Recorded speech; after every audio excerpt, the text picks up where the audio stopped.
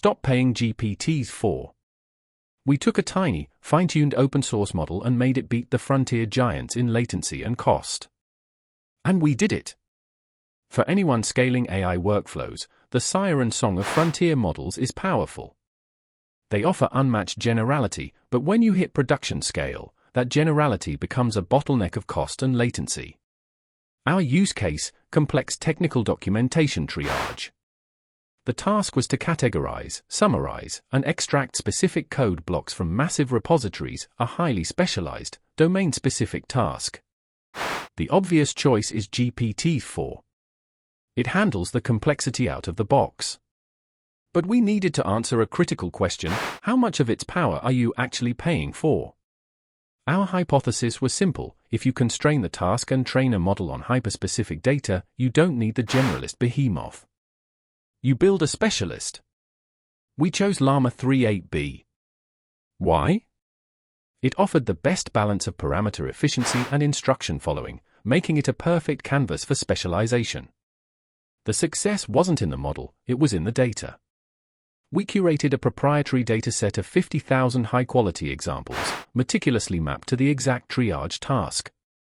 This wasn't just scraping the web. This was expert human labeling, cleaning noise, and formatting prompts into perfect input-output pairs for instruction tuning. The training process involved LoRa adapters. Instead of retraining the whole model, we surgically injected our specific domain knowledge into its existing weights. We didn't just train on the data, we trained on *quality star. The loss function was aggressively tuned to reward high precision and low hallucination specific to our domain. After fine-tuning, the model didn't just mimic, it internalized the workflow. It became a domain expert in technical triage, achieving parity with GPT-4's performance ceiling.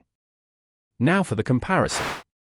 We ran both models on identical, unseen test sets, the ultimate apples-to-apples benchmark. The prompt engineering for the small model was tighter. We didn't just ask it to summarize, we provided a specific persona, output format constraints, and role instructions.